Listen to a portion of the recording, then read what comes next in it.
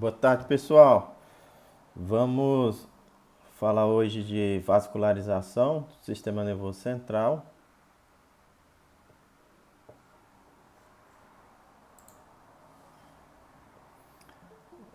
Lembrando que vou gravar a aula. Ao final da aula, eu vou criar uma classe room pra gente e postar todo o material lá. Então, ao final da aula, eu crio a nossa classroom.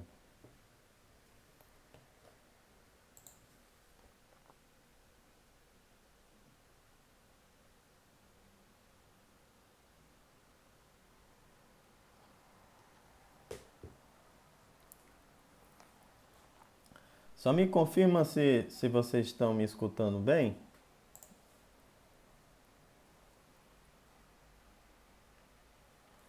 Beleza.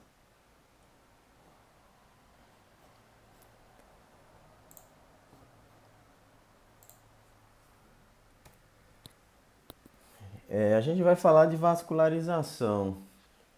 Por que vascularização é tão importante para o cérebro?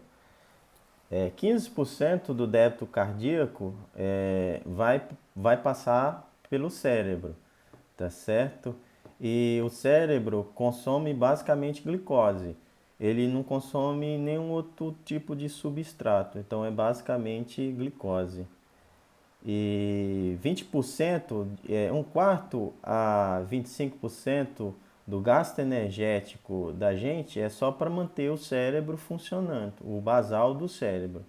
Então, o basal do cérebro já vai consumir em torno de 20 a 25% do gasto energético. E ele é responsável por 20% também do consumo de O2 e no RN, nas crianças, pode chegar até a 50% do consumo de O2. O fluxo sanguíneo cerebral, ele é alto e ele deve ser mantido constante. Então, existem alguns sistemas que fazem com que esse fluxo sanguíneo cerebral não se altere. Ele é mais ou menos da ordem de 800 ml por minuto ou 50 ml por 100 gramas de tecido minuto. A gente sabe que a parte do cérebro que tem mais consumo de O2 e de energia, né, é o córtex, né, é lá onde está a população neuronal. E se lá é onde que tem a maior consumo de energia e de O2, então é lá onde vai ocorrer o sofrimento mais precoce caso ocorra essa falta, né? Assim, se a gente não tem fluxo sanguíneo cerebral, a gente perde a consciência se não houver em até 5 segundos o restabelecimento desse fluxo sanguíneo cerebral. Quais são os vasos que vão nutrir esse encéfalo, o sistema nervoso central? A gente tem duas circulações. Tem uma circulação anterior e tem uma circulação posterior. Então, o suprimento sanguíneo do encéfalo, ele vai se dar por duas circulações. Uma circulação que a gente fala que é a circulação carotídea, através da carótida interna, que é a circulação anterior, que vai irrigar basicamente os 2/3, né, do encéfalo. E existe outra circulação, não menos importante, que é o sistema vértebro-basilar ou circulação posterior. Então, tem duas vias de chegar sangue até o cérebro, ou pela circulação anterior ou pela circulação posterior. A circulação anterior ela é dada pela artéria carótida interna. A artéria carótida interna ela não emite nenhum ramo cervical e ela é ramo direto da carótida comum. Tá certo? Lembrando que a carótida comum do lado direito ela sai do tronco braquiocefálico, né, que vai sair da aorta. A artéria carótida comum à esquerda, ela vai sair direto do arco aórtico. E a artéria vertebral, ela é um ramo da artéria subclávia. Então, a gente tem dois sistemas, sendo duas artérias, duas carótidas internas, que é a circulação carótida ou anterior, e duas artérias vertebrais, que é o sistema vértebro-basilar ou posterior. A artéria vertebral, ela vai emergir pela coluna pelo forame transverso. Então, geralmente, ela entra no forame transverso da quinta ou da sexta vértebra. Então, é isso que a gente falou. A circulação anterior vem da carótida interna. A carótida interna não tem nenhum ramo cervical. Já a carótida externa vai ter vários ramos cervicais, vai ter a tireoideia superior, a facial, a temporal, a faringeal ascendente, vai ter vários ramos. A carótida interna, ela não tem ramos no pescoço. Ela vai surgir da carótida comum, que por sua vez, do lado direito, ela é ramo do tronco braquiocefálico.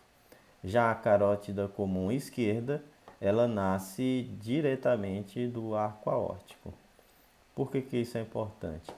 Porque se a gente tiver êmbolos ou coágulos dentro do coração, né, e até metástases tumorais, é muito mais fácil dessas metástases ir para o lado esquerdo do cérebro, uma vez que a artéria carótida comum nasce do arco aórtico. Já do lado direito, pode ir também para o lado direito, mas a chance maior é que vá para o lado esquerdo. Porque do lado direito existe o tronco braquiocefálico e muitas vezes esses êmbolos passam aqui para a artéria subclávia. A gente fala que essa bifurcação da artéria carótida comum em artéria carótida interna e externa, ela se dá na altura da cartilagem tireoide. A gente pode dividir essa artéria carótida interna em 4 porções. Existem outras divisões, mas essa em quatro porções é a mais simples. A gente pode dividir em artéria cervical. A artéria petrosa é aquele ramo da cerebral interna que está dentro do osso temporal, na parte petrosa do osso temporal. A parte cavernosa, que é o sifão carotídeo, está dentro do seio cavernoso. E a parte cerebral, que é a parte que está intradural. Essa artéria ela vai entrar no crânio através do canal carotídeo, né?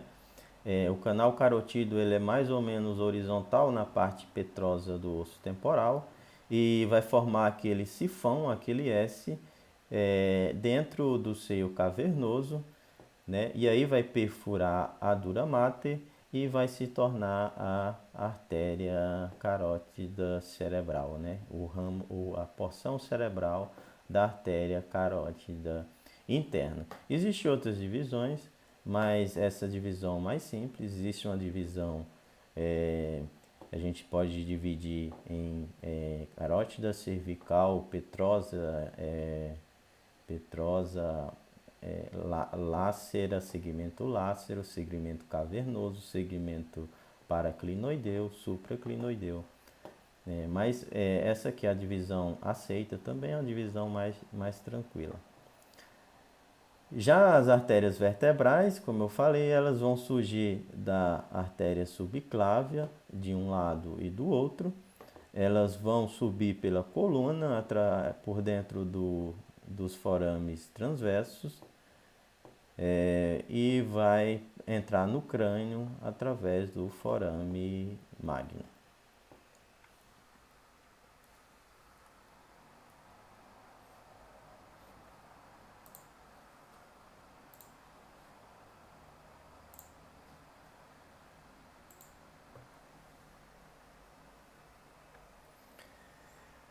Quais são os ramos da artéria carótida interna que a gente vai aprender?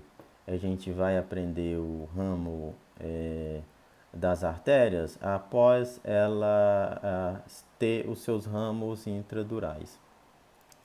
Então, na artéria carótida cervical é a porção que vai desde a bifurcação até ela entrar no canal carotídeo, né? Esse segmento ele não tem ramos. Existem ramos do segmento petroso, do segmento cavernoso, da artéria carótida interna. Nesse primeiro momento, a gente não vai falar desses ramos, mas existem também alguns ramos. Não acho o momento assim para a gente aprofundar demais nessa vascularização. O que é importante vocês saberem que já está de excelente tamanho são os ramos intradurais da artéria carótida interna, né? Que a gente vai estudar a artéria oftálmica, artéria comunicante posterior, artéria coroideia anterior, artéria cerebral média, artéria cerebral anterior e ramos centrais ou ramos perfurantes.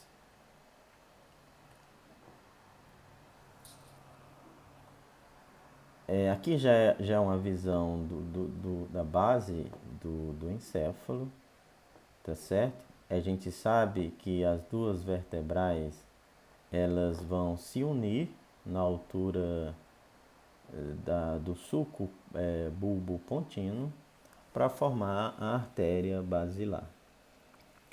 Só que antes das duas vertebrais elas entrarem para dentro do forame magno, ela vai mandar duas artérias que vão correr posterior, que aqui posterior à medula, que é a artéria espinhal posterior. Então, antes da artéria vertebral ela entrar no crânio, ela vai mandar duas artérias, que são as artérias vertebrais posteriores. Aqui lateralmente vai existir a artéria cerebelar posterior inferior. Eu não vou falar tanto ainda aqui desse conjunto de artérias, a gente vai ver com o passar das aulas. Então, o que eu quero que vocês vejam aqui são os ramos intracranianos da carótida interna, né? Então a gente tem a cerebral anterior, a cerebral média, que é quase uma continuação da artéria carótida interna. Existe a comunicante posterior, tá certo? E existe também a artéria coroideia, tá saindo daqui, tá certo? E existe a artéria, o segmento oftálmico da carótida. Existe a artéria oftálmica, né? Que vai entrar no canal óptico junto com o nervo óptico. Então, o que a gente vai aprender? A cerebral média, cerebral anterior, a coroideia posterior, que está aqui, ó, coroideia posterior, a comunicante posterior e a artéria oftálmica.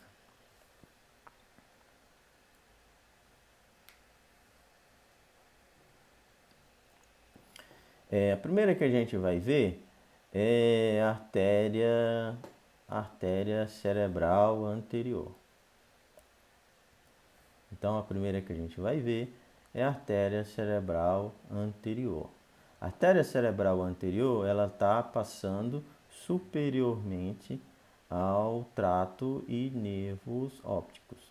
Então, a carótida, ela está inferior e a artéria cerebral anterior, ela está passando por cima do nervo óptico. Ela vai se unir através da comunicante anterior e a gente vai aprender alguns ramos, também os mais importantes, da artéria cerebral anterior. A artéria cerebral anterior vai ser a principal artéria que vai irrigar a face medial do cérebro. Então, a parte medial do cérebro, a principal artéria que vai irrigar é a artéria cerebral anterior. Quais ramos que eu quero que vocês saibam?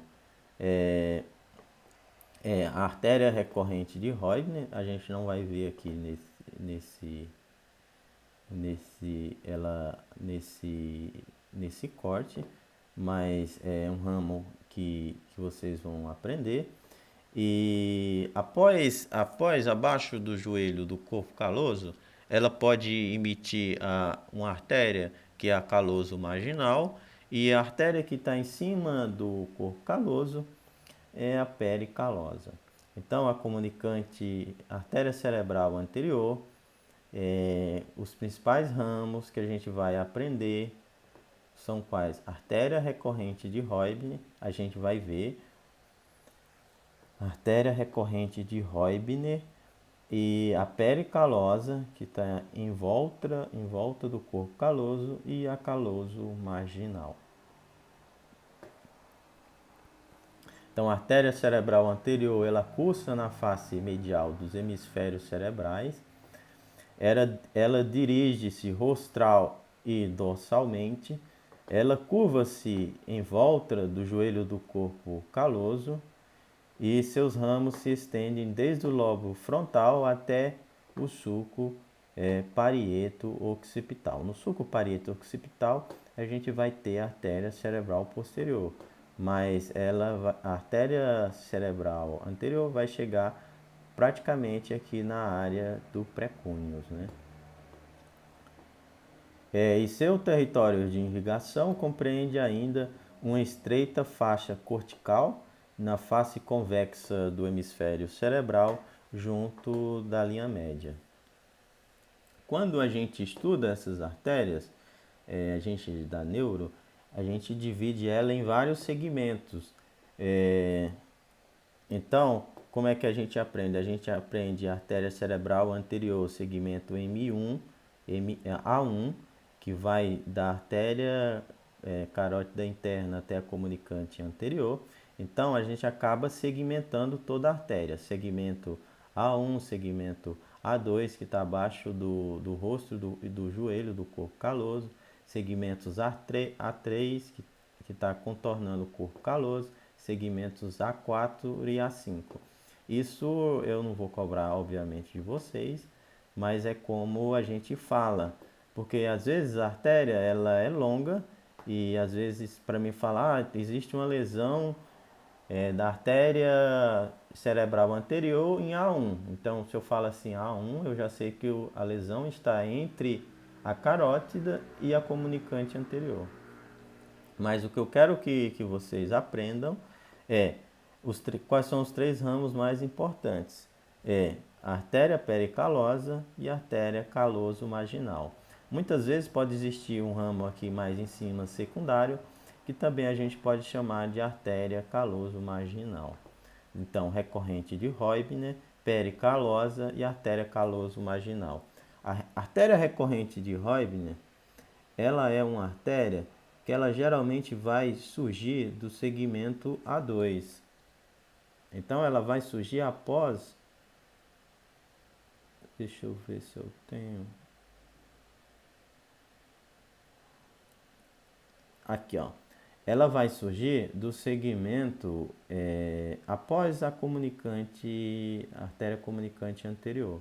Essa artéria aqui a gente chama de artéria recorrente de Roebner. Por quê? Porque ela recorre.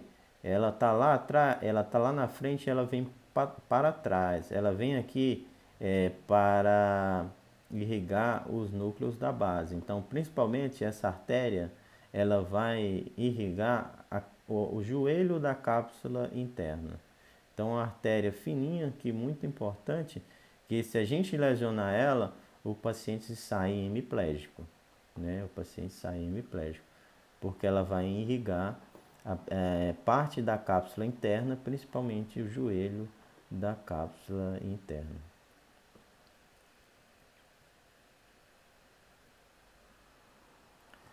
Então aqui a gente vê a artéria cerebral anterior, né? Que vai dar, geralmente saindo aqui de A2 a recorrente de Roebner, a pericalosa e a caloso marginal. A artéria cerebral média, ela é praticamente uma continuação da artéria carótida interna. Então, ela é praticamente uma continuação da artéria carótida interna. Ela é a artéria que vai dominar a convexidade do cérebro, então ela vai irrigar os 2/3 da convexidade do cérebro. Praticamente quase toda a convexidade do cérebro, a artéria cerebral média é quem vai irrigar ela. Restando apenas o lobo occipital e aqui inferior do temporal, que vai ser a artéria cerebral posterior. Aqui a gente vê as partes da artéria carótida interna, né? A artéria cervical, a porção petrosa, que é mais horizontal, depois ela faz um S, que é a porção cavernosa, e a cavernosa da artéria carótida interna. O seu primeiro ramo intradural é a artéria oftálmica. O primeiro ramo é a artéria oftálmica. E, como eu falei, a artéria cerebral média, ela vai voltar posteriormente e ela vai cursar na fissura lateral, distribuindo ramos para toda a superfície lateral do cérebro, com exceção do lobo occipital e uma pequena faixa uma faixa que acompanha a fissura longitudinal do cérebro e uma estreita faixa inferior do lobo temporal. Então, praticamente o que ela não vai irrigar, que vai ser da cerebral posterior, é a parte inferior do temporal e a parte do lobo occipital. A artéria cerebral média, ela, ela geralmente ela vai se bifurcar ou se trifurcar. Ela vai se dividir em 3 ou em 2. Quando ela passa na ínsula, aqui naquela estrutura que a gente chama límen da ínsula, ela volta posteriormente. Então ela vem aqui mais ou menos horizontal e depois ela volta posterior. Ela volta posterior porque ela ganhou aqui a superfície da ínsula. Quando ela ganha a superfície da ínsula, ela vai ficar em cima da ínsula, né? Ela vai preencher todos aqueles sulcos limitantes da ínsula. Então ela vai correr aqui por sobre a ínsula e depois ela vai fazer esse loop, realmente ela faz um loop e para depois sair pelos opérculos, pela fissura de Silves. Então ela faz um loop na ínsula, porque aqui está a ínsula, né? Para depois ela sair pela fissura de Silves e para irrigar a convexidade do cérebro. A parte superior da convexidade do cérebro, aqui o giro frontal superior, parte medial, a gente sabe que são as ramos da artéria cerebral anterior. A artéria cerebral anterior, artéria cerebral média e artéria cerebral posterior.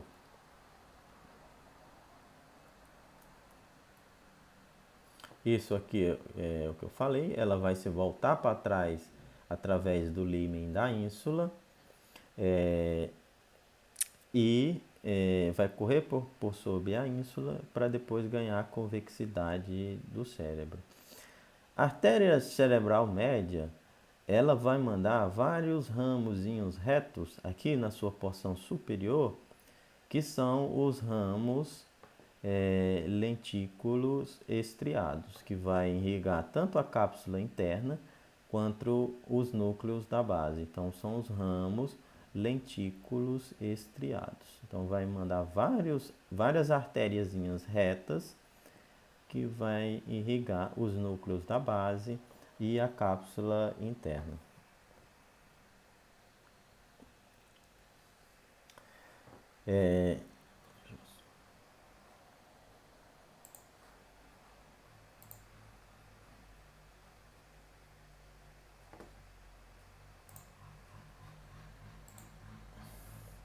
Já a artéria vertebral, geralmente a gente tem duas artérias vertebrais.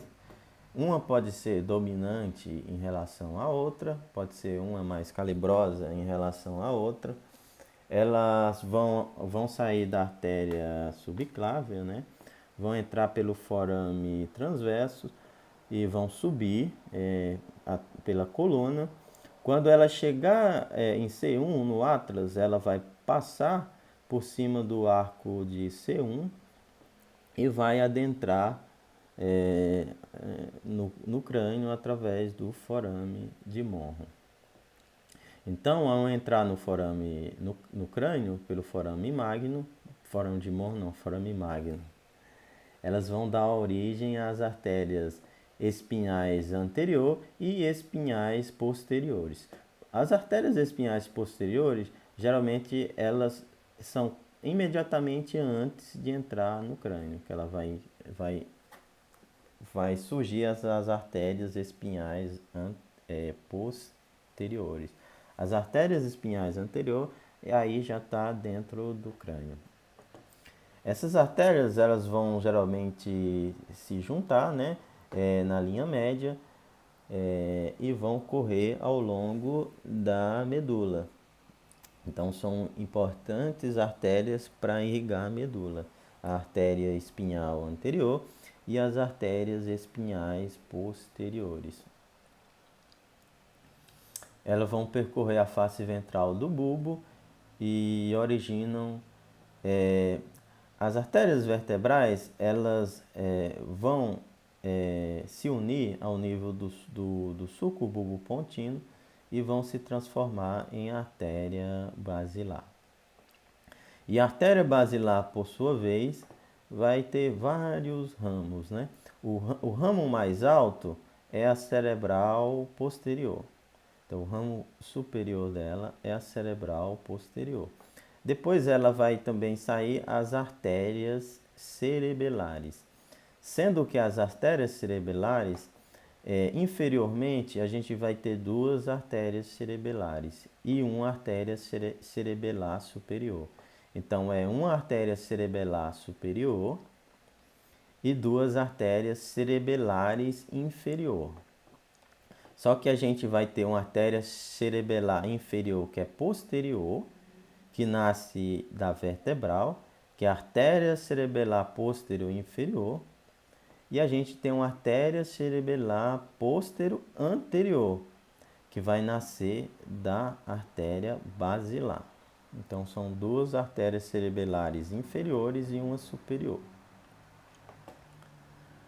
Então as artérias vertebrais, elas vão percorrer a face ventral do bulbo e originar as artérias cerebelares inferiores, posteriores, que vão irrigar a porção dorsolateral do bulbo, né? E porções posteriores e inferiores do cerebelo. A artéria cerebelar póstero inferior, ela vai irrigar aquela superfície occipital do cerebelo.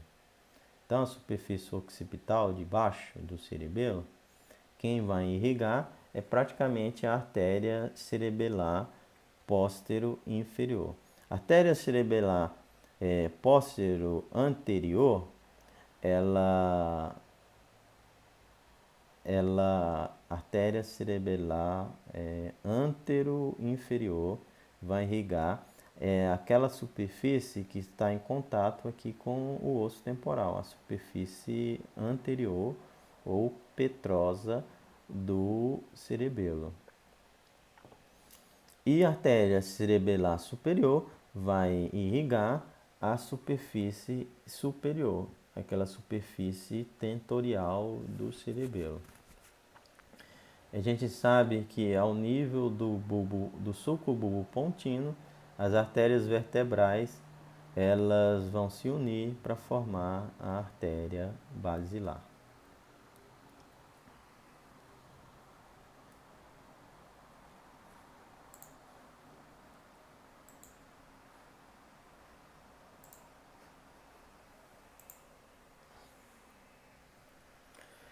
A artéria basilar, ela vai correr anteriormente à ponte. A gente vai ter um sulco aqui na ponte, que é o sulco da artéria basilar, e vai originar vários ramos. Como eu falei, a artéria basilar vai ter o ramo da artéria cerebelar inferior anterior, né? Que também a gente chama de AICA. A artéria cerebelar anterior inferior a gente pode chamar de AICA. E a artéria cerebelar posterior inferior a gente chama de PAICA. Então a gente pode chamar de AICA e PAICA, né? Ela vai originar as artérias, que é o primeiro ramo dela, da basilar, as artérias cerebelares inferiores anteriores, que vão irrigar a porção anterior da face inferior do cerebelo. Então essas artérias vão irrigar basicamente a parte do cerebelo que está voltado para o osso temporal, a parte petrosa do cerebelo. Também a gente vai ter as artérias cerebelares superiores, que é a artéria que está imediatamente abaixo da artéria cerebral posterior. Essas artérias cerebelares superior, como eu falei, elas vão irrigar a face superior do cerebelo, que é aquela face tentorial. Existem também ramos da basilar, as artérias do labirinto, que vão entrar junto com o sétimo e o oitavo, pelo meato acústico, né? Que é a artéria do labirinto. Muitas vezes a artéria do labirinto ela pode ser um ramo da artéria cerebelar antero-inferior. E a artéria basilar ela vai terminar nas duas cerebrais posteriores, cerebral posterior direita e esquerda. Existem também vários ramos que vão irrigar a ponte, que são ramos curtos e médios, que vão entrar diretamente na ponte, na parte posterolateral da artéria, que vai irrigar a ponte. Então é isso, existem esses raminhos que saem direto da basilar, que são ramos curtos e médios, que vão irrigar diretamente a ponte. Então a artéria vertebral vai se unir para formar a artéria basilar. A artéria vertebral vai ter vários ramos, né? Isso no seu trajeto intracraniano. A gente vai ter a artéria espinhal anterior. A gente vai ter a artéria cerebelar ínfero posterior, que é a paica, né? Que vai sair da vertebral, que vai irrigar a parte occipital do cerebelo. O primeiro ramo da artéria basilar é a AICA, né? Artéria cerebelar ínfero anterior.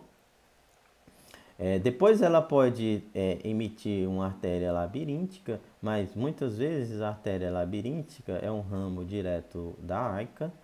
E existem vários desses raminhos, que são os ramos curtos e médios da artéria basilar, que vai irrigar a ponte.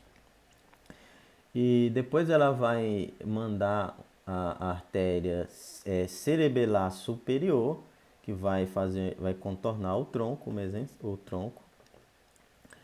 é, o tronco e vai irrigar a parte tentorial do cerebelo. O terceiro nervo ele está entre a artéria cerebelar superior e a artéria cerebral posterior.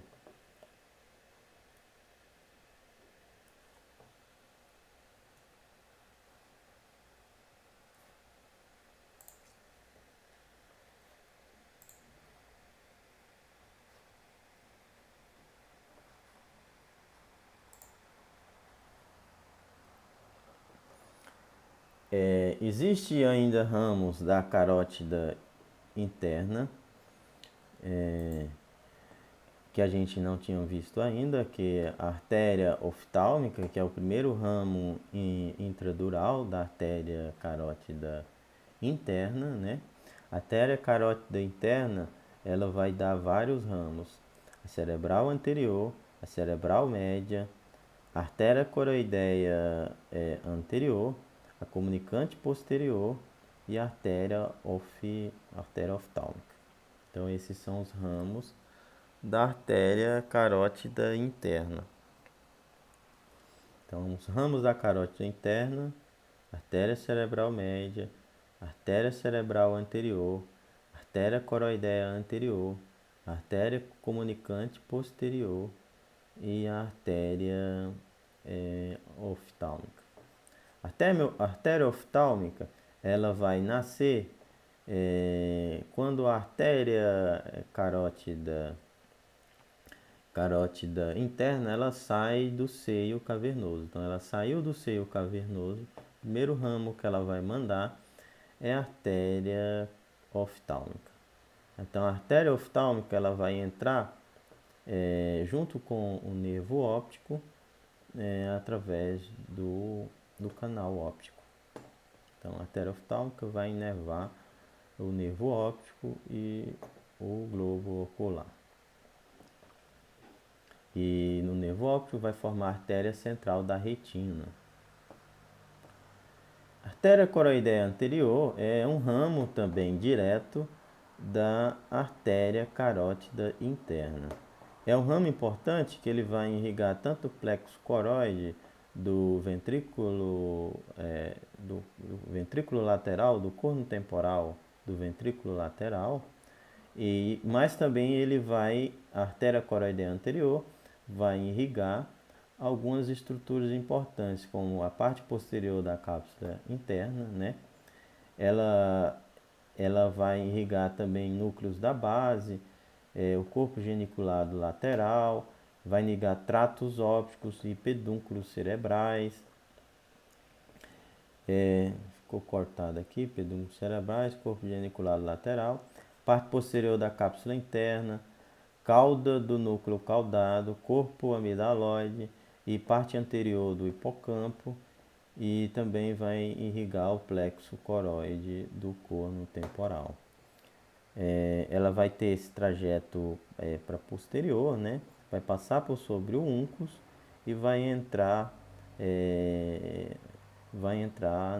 na fissura coroideia, né? No ponto coroideu inferior, e vai ganhar aqui tanto irrigar estruturas da base do encéfalo, como cápsula interna e núcleos da base, e também vai ser uma importante artéria junto com a artéria coroideia lateral. Ela vai se anastomosar para formar os vasos aqui do plexo coroide do ventrículo lateral. Então, a artéria coroideia anterior vai se anastomosar com a artéria coroideia posterolateral.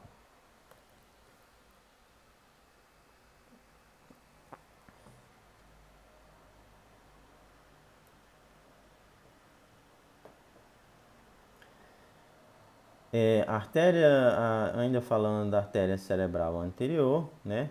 Existe a artéria recorrente de Roibner, que vai irrigar o joelho da cápsula interna, partes da cabeça do núcleo caudado, o putame e o globo pálido. Então, vai irrigar boa parte da cápsula interna, a parte mais importante da cápsula interna, que é o joelho, que é por onde está passando o trato piramidal. Então, se a gente lesionar essa artéria, o paciente sai hemiplégico. Então, ela tem esse nome de recorrente porque ela vai de anterior para posterior. Então, ela é essa artéria aqui, ó, que está recorrendo, e ela vai ganhar aqui, através das substâncias perfuradas, junto com ramos da artéria cerebral média, ela vai perfurar aqui e vai irrigar aquelas estruturas do núcleo da base e da cápsula interna. Existem outros ramos os ramos da cerebral anterior, mas os mais importantes para a gente aprender é a pericalosa, caloso marginal e a artéria recorrente de Roibner. ou você pode também chamar artéria estriada distal medial. Então, a artéria estriada distal medial é a recorrente de Reuben, porque essas artérias da cerebral média são as artérias estriadas lateral. Então, as artérias que perfuram aqui a substância perfurada anterior são as artérias estriadas lateral. Então, a recorrente de Reuben, ela é a artéria estriada medial, distal, porque ela vai sair lá de A2, né, da artéria cerebral anterior.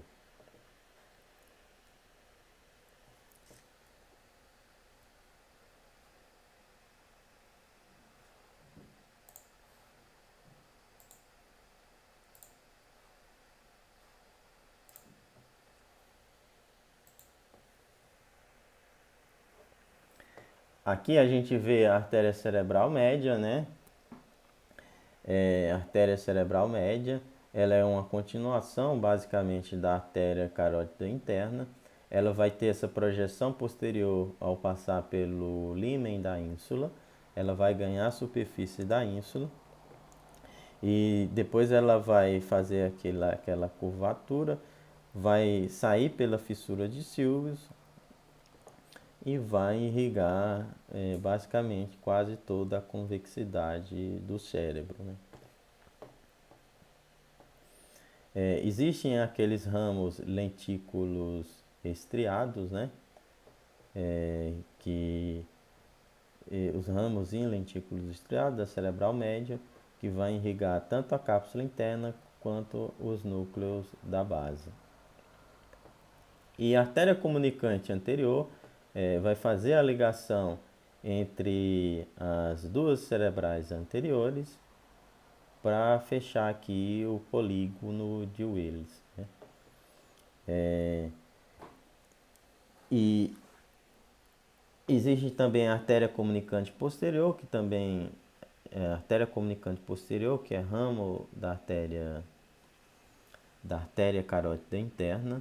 Ela também vai ser a artéria que vai se comunicar a carótida interna com a cerebral posterior, formando esse sistema de anastomose na base do crânio, que a gente chama de polígono de Willis. Essa artéria comunicante posterior, ela geralmente no adulto, ela é bem hipoplásica, né? Ela é bem fininha, porque a gente sabe que a artéria cerebral posterior, ela vai ser enchida através da artéria basilar. Então, a circulação posterior, ela, a artéria cerebral posterior, ela recebe basicamente sangue da artéria basilar. Alguns pacientes podem ter essa artéria mais calibrosa, né, tendo um padrão fetal. Na vida fetal, a artéria cerebral posterior, na realidade, ela se enche basicamente por sangue da artéria carótida interna. Então a gente chama a artéria cerebral, artéria comunicante posterior fetal, quando ela está enchendo a artéria cerebral posterior. Então, geralmente no adulto, a artéria cerebral posterior, quem enche ela é a artéria basilar. Então, geralmente essa artéria aqui ela é hipoplásica, ela praticamente tem um fluxo muito lento, entendeu? Muito baixinho que vai passar sangue para cá.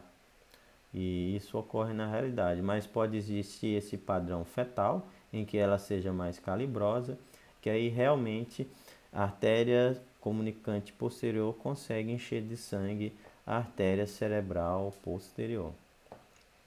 Então a artéria comunicante posterior, ela vai se unir à, à cerebral posterior e ela vai mandar vários ramozinhos. Esses ramozinhos a gente não precisa aprender agora. Cada ramozinho desse tem um nome, entendeu? Mas a gente não vai ser necessário a gente aprender agora. Talvez, se vocês for fazer alguma especialidade neurológica, vocês vão aprender.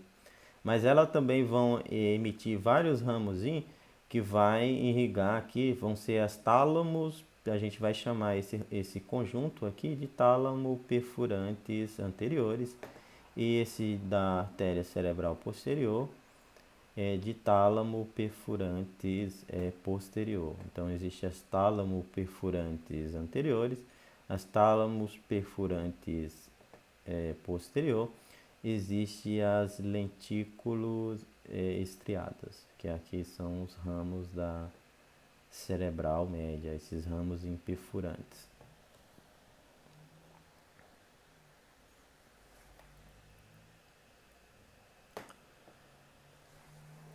Só para a gente ver que a divisão desse território aqui, mais na figura, então a cerebral média, ela que vai irrigar basicamente quase toda a convexidade do cérebro, né?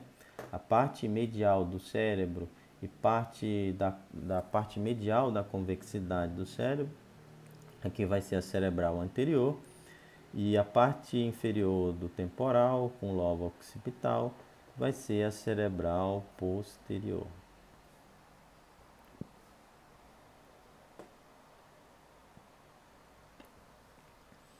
Aqui é um corte para a gente ver essas irrigações mais dos núcleos da base e da cápsula interna, né, dos núcleos da base e da cápsula interna, que são estruturas muito importantes.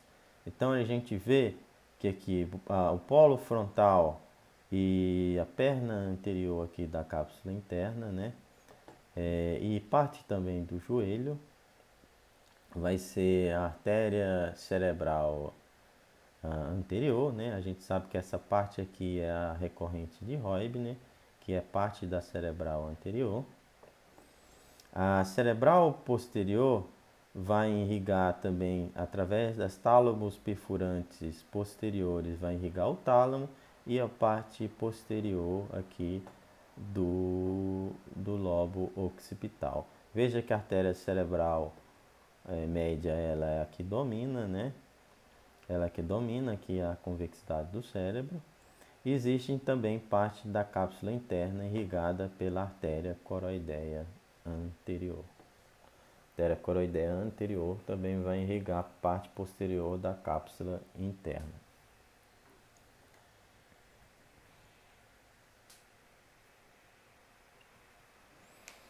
Aqui, ó, só para ver a disposição do corte coronal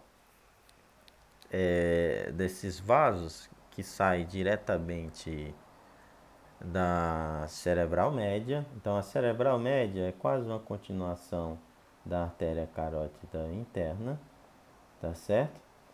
Existem esses ramos que, que a gente vai chamar de lentículos estriados, o total, entendeu? Mas cada grupinho de ramo desse a gente divide em zonas, que a gente vai falar no geral que são artérias lentículos estriadas.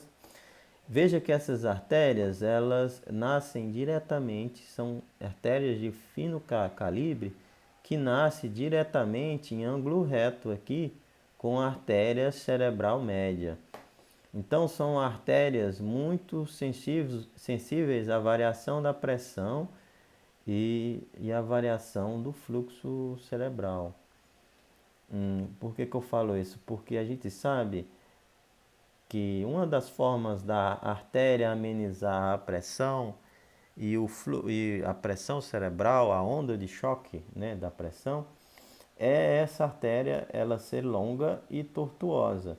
Então, quando uma artéria é longa e tortuosa, essa artéria não sangra, entendeu? Por mais que aumente a pressão sistêmica, é uma artéria que consegue se proteger desse aumento hipertensivo. Já essas artérias perfurantes, lentículos estriadas, elas vão nascer retas e vão ser curtas. Então, elas vão ser retas e curtas. Então, qualquer aumento pressórico aqui, essas artérias vão se romper. Então, são artérias pouco sensíveis à pressão sistêmica. Então, por isso, a principal área de localização dos AVCs hemorrágicos, né, dos acidentes vasculares encefálicos hemorrágicos, vai ser justamente nessas artérias, nas artérias lentículo-estriadas. Então, o principal local de sangramento de um acidente vascular hemorrágico é no putame, no núcleo lentiforme, devido a essas artérias. Essas artérias não têm tanta proteção quanto devido a elas serem retas e curtas. Aí elas sangram e aí dá um acidente vascular. O paciente tem um pico hipertensivo, o paciente sangra nesses núcleos da base. Veja que a cerebral média ela vai se trifurcar ou se bifurcar antes do límen da ínsula. Ela vai ganhar toda a superfície da ínsula, ela vai fazer aquele looping, né? Ela vai fazer um looping e vai se voltar de novo para sair, para ganhar a convexidade do cérebro através da fissura de Silves.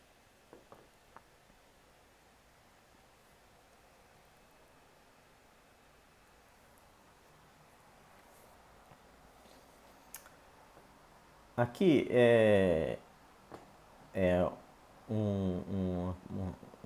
uma comparação entre aqui é o homúnculo de Penfield. O que é o homúnculo de Penfield? Aqui é um corte coronal do cérebro. Então é esse mesmo corte aqui que a gente está vendo. A gente sabe que as áreas motoras, tanto motoras quanto sensitiva, do giro pré-central e do giro pré-central, que é a área motora, e do giro pós-central, que é a área sensitiva, essas áreas mais da linha média, elas são relacionadas mais com o membro inferior, e as áreas mais lateral vão ser mais relacionadas com o membro superior, e aí a face, boca e língua, né? Aqui é uma disposição que a gente chama de homúnculo de Penfield. Então, se o paciente tiver uma isquemia, uma obstrução da artéria cerebral anterior, essa área do giro frontal superior ela vai infartar, né? Ela vai morrer, vai pegar essa área mais medial do cérebro, também do giro pré-central. Então, o que o paciente vai ter de clínica é uma perda motora e sensitiva mais no membro inferior. Ele vai ter uma monoparesia, né? Por quê? Porque a cerebral média é quem vai irrigar praticamente toda a convexidade do cérebro, né? Que aí a cerebral média tem uma correlação maior com o membro superior, com a face e as outras estruturas. Então, se, se o paciente tiver uma obstrução na artéria cerebral média, geralmente ele vai ter mais déficit em membro superior, mas também ele pode ter déficit em membro inferior se ele pegar algum raminho aqui para a cápsula interna, né?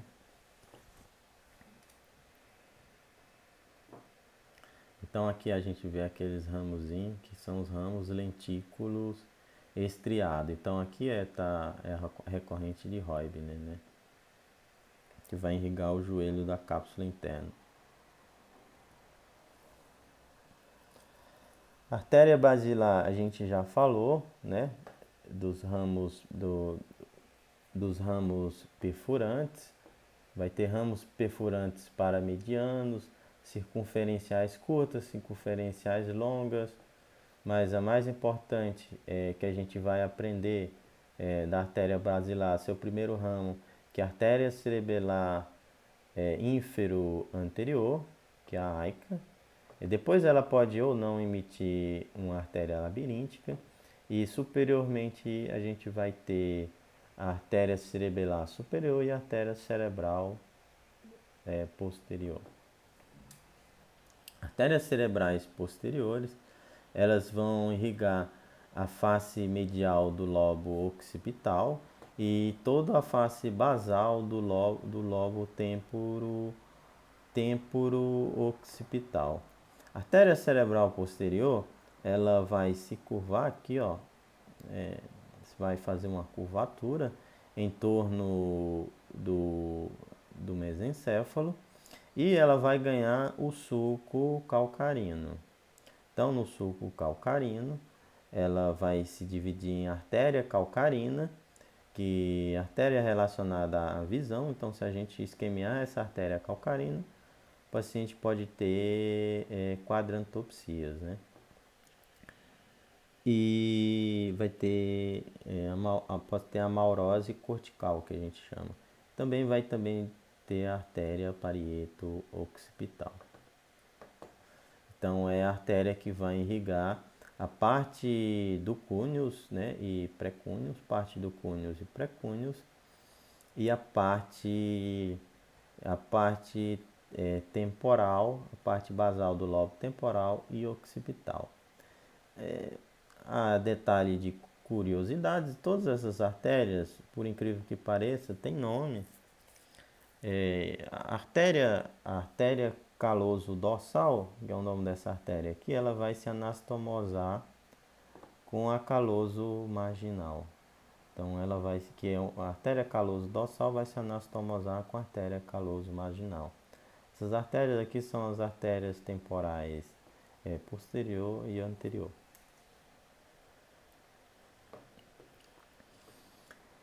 Aqui esse slide está mostrando áreas de infartos, de obstruções dessas artérias.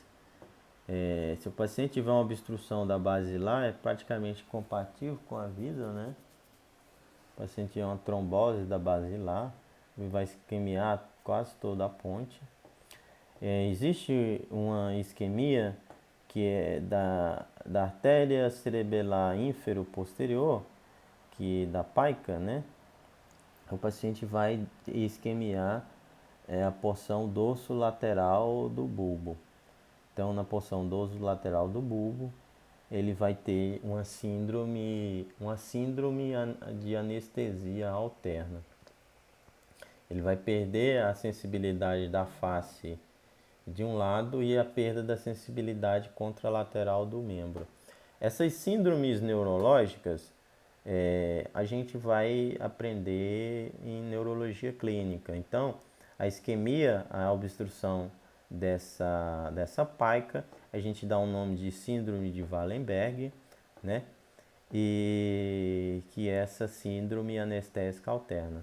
Isso aí a gente vai depois ver em neurologia clínica, nas aulas de AVC, todas essas síndromes do tronco cerebral. E existe aquele círculo arterial do cérebro, que é o polígono de Willis. Muitas vezes esses polígonos de Willis, se eu não me falha a memória, ele só existe em mais ou menos, nessa disposição, mais ou menos 50% das pessoas. Mas muitas vezes essa rede de anastomose, ela pode minimizar a obstrução de algum vaso, né? Fazendo com que haja uma comunicação do fluxo da circulação anterior com a circulação posterior. Então pode haver essa contribuição de fluxo, né? Então a gente sabe que a circulação anterior ela é comunicada, né? Ela tem uma comunicação com a circulação posterior através das comunicantes posterior. Quem é que forma esse polígono de Willis? Artéria cerebral média. Vamos fazer um giro aqui de 360. Então, quem que vai compor o polígono de Willis? Artérias cerebrais médias, artéria cerebral anterior, artéria comunicante anterior, artéria cerebral anterior contralateral, artéria cerebral interna, depois artéria comunicante posterior, artéria cerebral posterior, de um lado e do outro, né? E artéria comunicante posterior contralateral. E vai formar essa rede de anastomose na base do cérebro.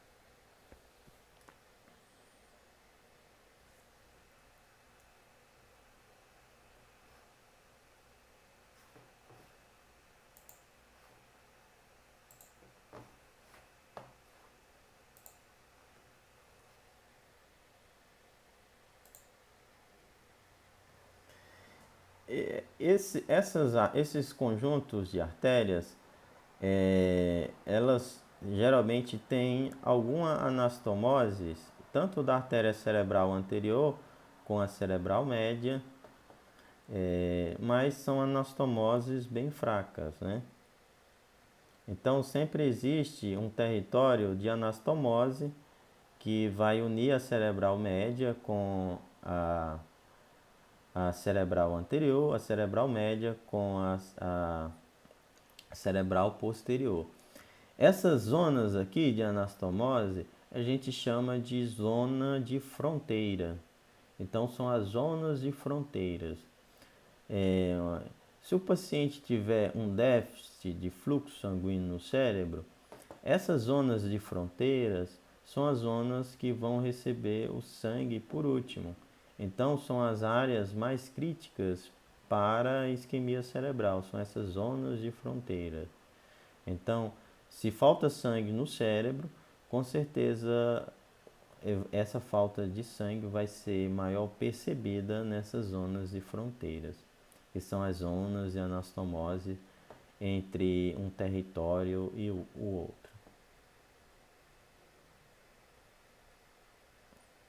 Então, numa parada cardíaca que tem hipofluxo cerebral, as áreas do cérebro dessas zonas de fronteira são as primeiras áreas a começar a morrer, caso a parada cardíaca seja prolongada, né? Então a gente vê que no cérebro tem um sistema de anastomose, tanto através do polígono de Willis, quanto nessas zonas de fronteiras, em que as artérias cerebrais anteriores, médias e posteriores se anastomosam.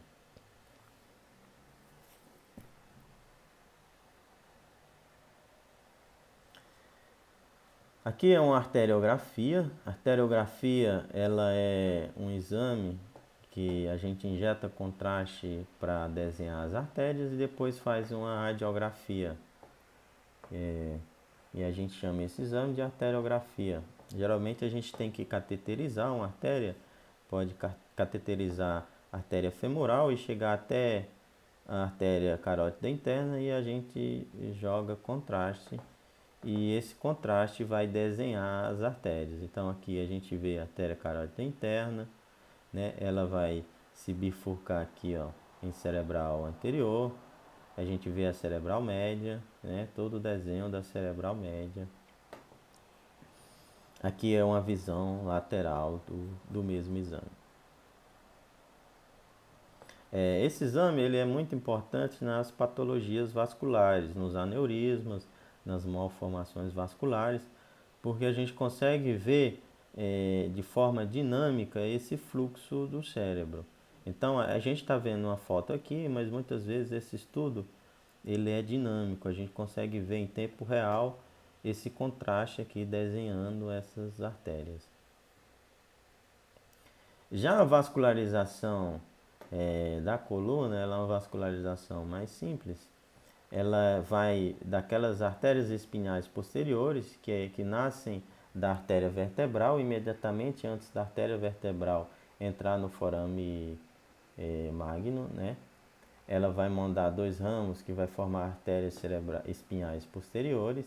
Intracraniano vai ter a artéria espinhal anterior e existem as artérias radiculares, que são ramos, muitas vezes essas artérias radiculares são ramos de artérias intercostais, e a gente sabe que as artérias intercostais são ramos da aorta, né? Mas dessas artérias radiculares, que vão ser ramos das intercostais, elas vão entrar na coluna através do forame,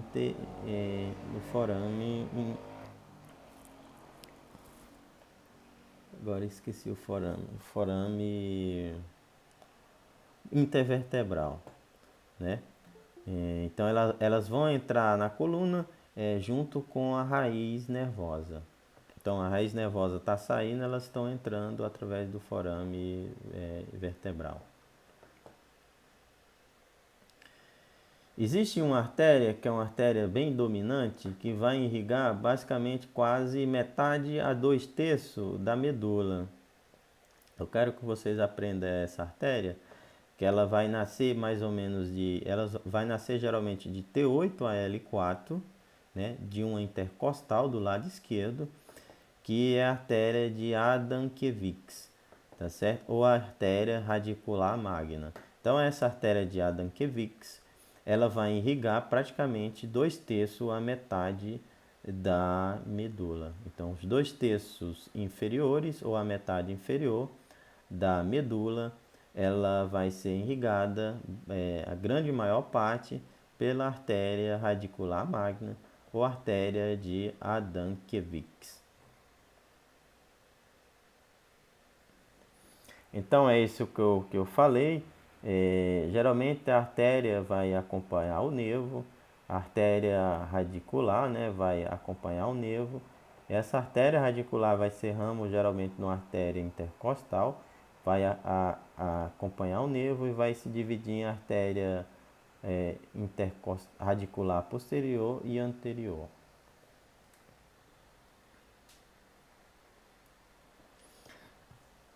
O sistema venoso, a gente acabou o sistema arterial. O sistema venoso, a gente já falou quase todo dele na aula de meninges, porque invariavelmente eles vão drenar para o seio sagital superior, né? Aqueles seios durais, né? Que vai terminar na veia jugular interna. Então, a drenagem venosa do encéfalo é realizada por dois sistemas. Pelo sistema profundo, né? E pelo sistema superficial. O que eu vou cobrar para vocês, esses aqui já são o bem básico, que eu quero que vocês saibam de sistema venoso superficial e sistema venoso profundo. Então eu estou falando aqui de veia, não estou falando de seio dural não, tá certo? Então, existem veias que vão drenar para aqueles seios, tá certo? Quais são essas veias?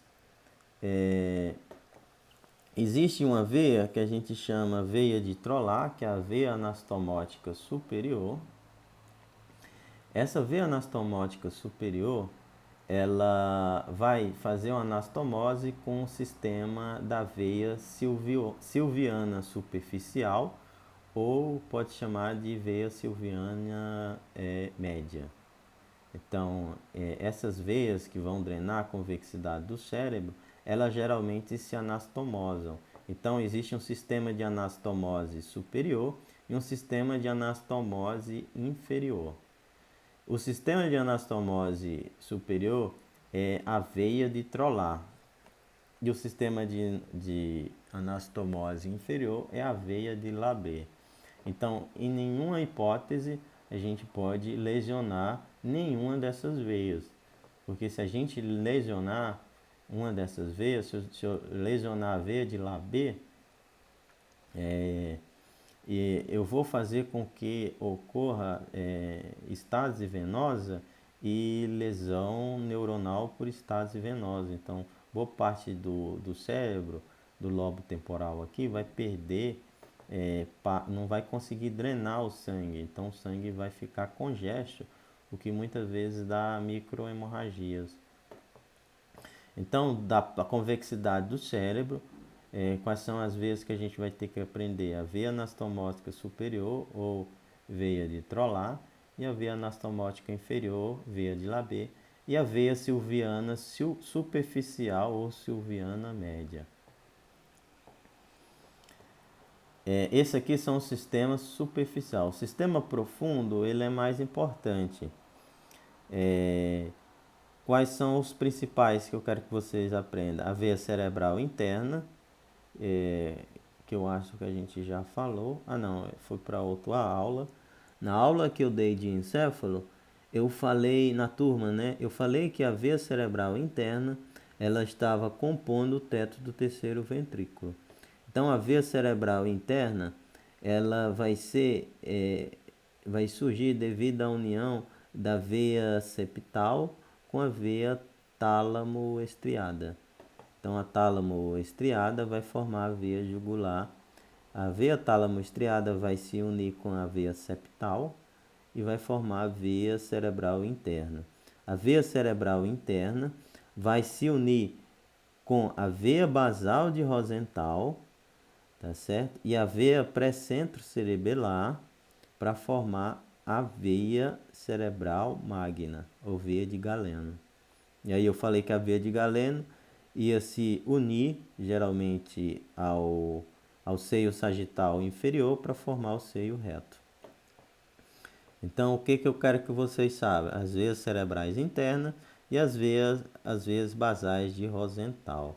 A veia basal de Rosenthal são duas, de um lado e do outro. Geralmente são as veias que vão drenar toda a base do cérebro. Então, a veia basal de Rosenthal ela vai drenar a base do cérebro, vai drenar a veia silviana profunda também, a veia cerebral média, vai drenar tudo para a basal de Rosenthal. E a basal de Rosenthal vai se unir com as cerebrais internas e com uma veia, que aqui a gente chama veia pré-centro cerebelar, para formar a veia cerebral magna, ou veia de Galeno.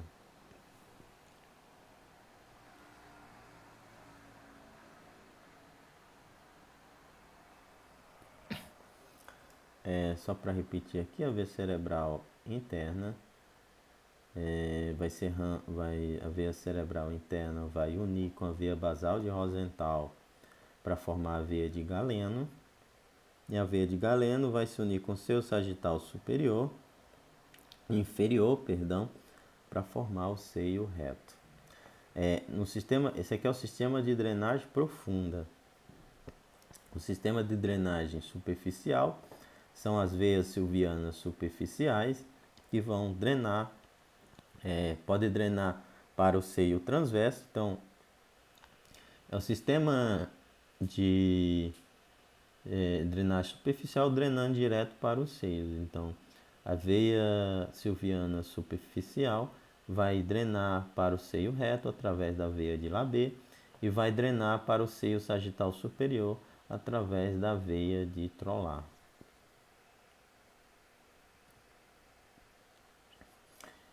Esse conjunto de veias que eu falei, eles vão drenar para os seios.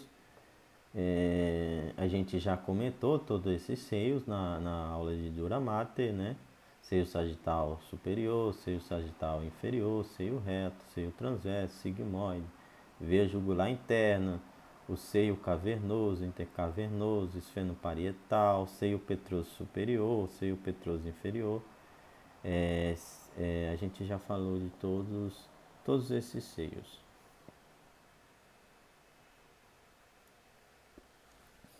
Aqui só uma visão dos seios novamente, né?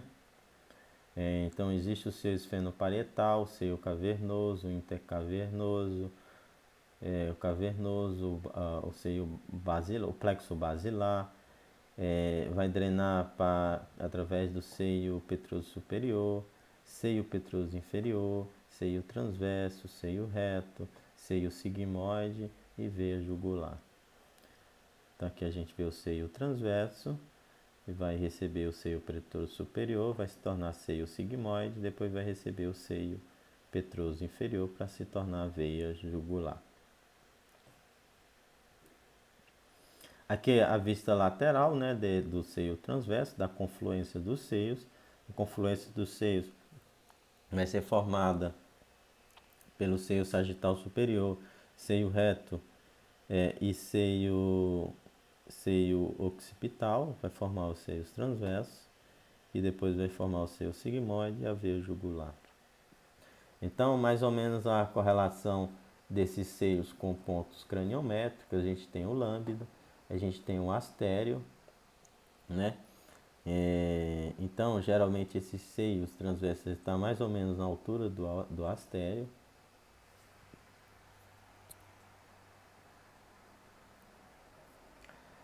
A drenagem venosa da medula, ela é mais uma drenagem que vai se dar basicamente através daquele daquele espaço, né, do espaço epidural, do plexo epidural, né? Então existe o plexo venoso interno e aquele plexo venoso epidural que vai formar uma extensa rede anastomótica. Então, já que existe aquele espaço, ele serve para fazer a drenagem venosa, o espaço epidural.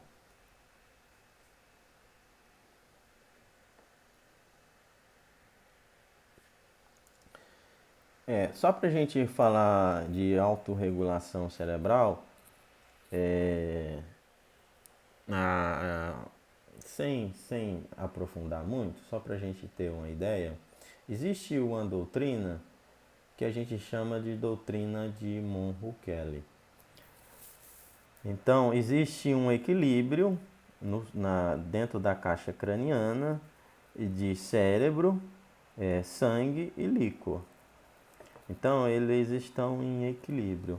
Qualquer aumento em um desses conteúdos, ou apareça um novo conteúdo, vai aumentar a pressão intracraniana, vai aumentar a pique, né?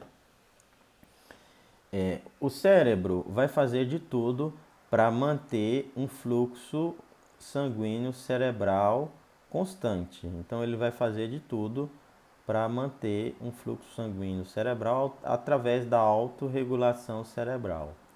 Então, se um paciente tem pique hipertensivo, o paciente está hipertenso, né?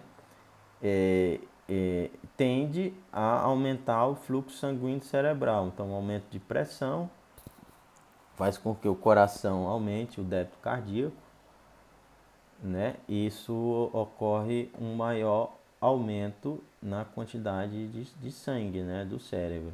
E aí o cérebro olha para esse aumento de, de fluxo, ele tem que manter um fluxo estável, né, manter um fluxo constante, ele não precisa ter esse aumento de fluxo.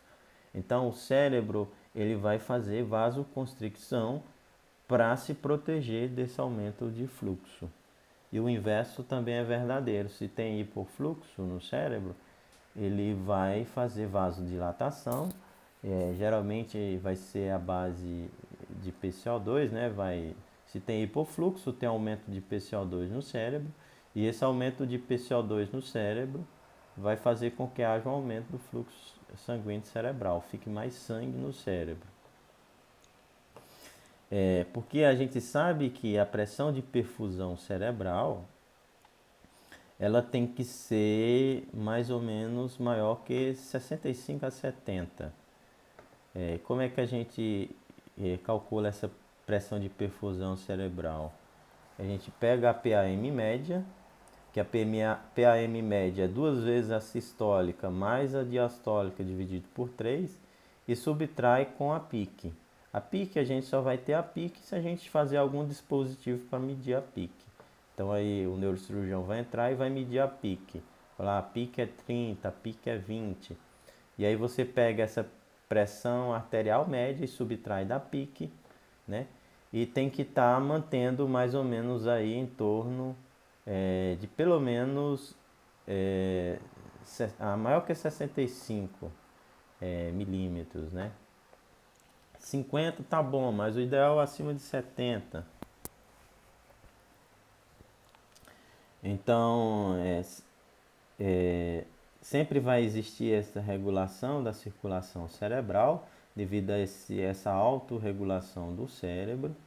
Alguns fatores vão influir nesse controle dessa regulação do cérebro, né? A pressão sanguínea sistêmica.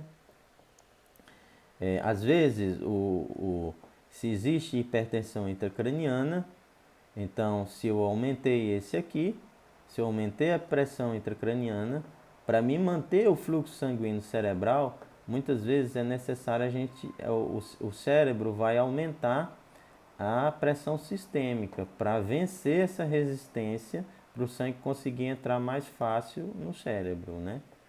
Então tudo é um jogo de pressão. Então às vezes o paciente está hipertenso, é, o cérebro está mantendo ele hipertenso na tentativa de manter o fluxo sanguíneo cerebral. Então, muitas vezes, nas primeiras horas de um acidente vascular encefálico, em que o paciente tem uma isquemia, o paciente vai ficar hipertenso, que é na tentativa de aumentar esse aporte de sangue para o cérebro. Algumas correlações clínicas.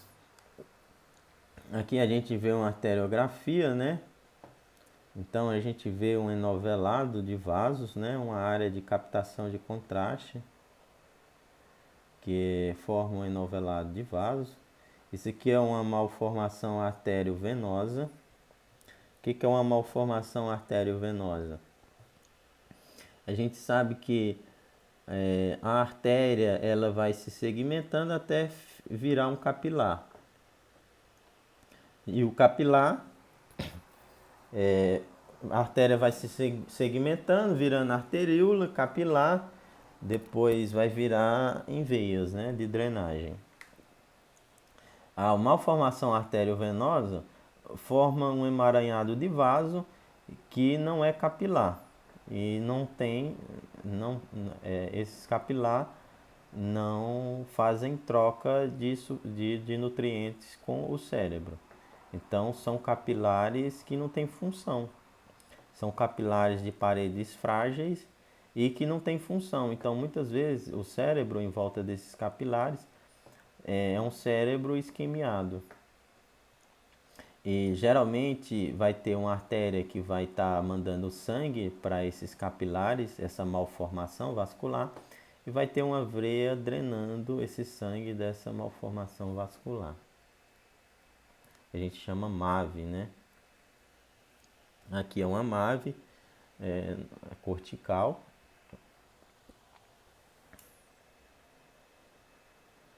Outra alteração bem frequente naquelas artérias do polígono é o aneurisma. Então a gente vê um aneurisma de cerebral média.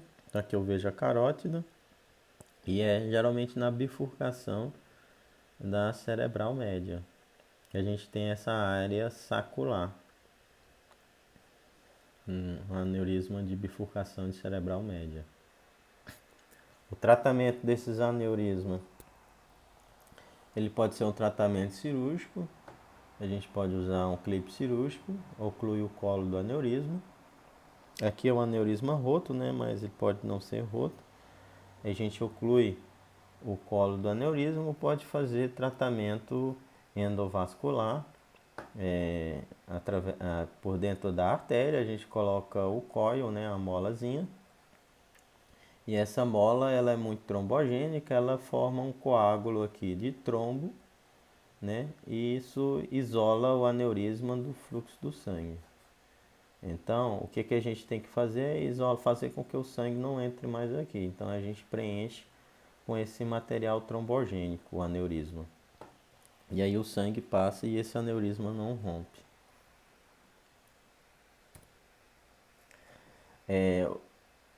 Os acidentes vasculares, então, o acidente vascular hemorrágico, principalmente 50% deles vai ter a hemorragia localizada no putamen, né? Devido a essas artérias.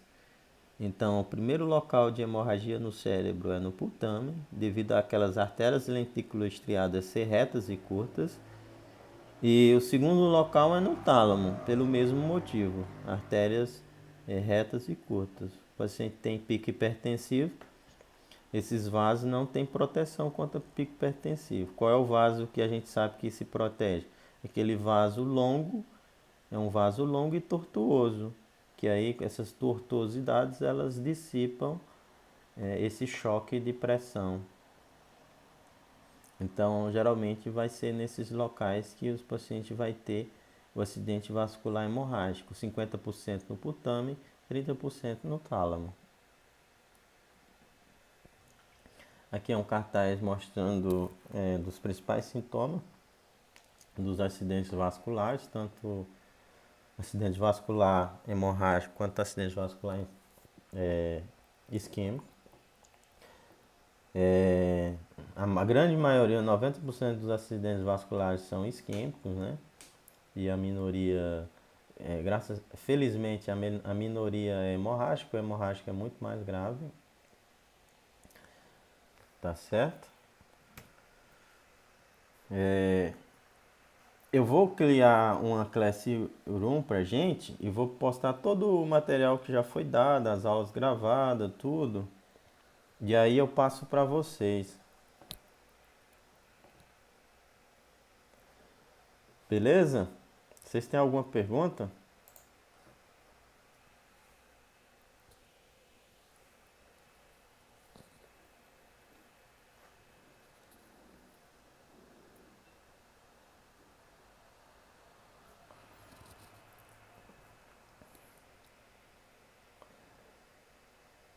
Valeu, galera. Obrigado pela presença.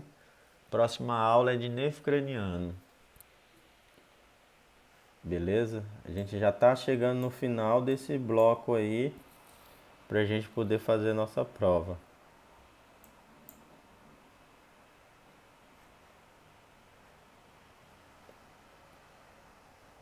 Valeu, pessoal. Vou preparar essa aula aqui, aí eu passo para vocês. Pode ficar tranquilo.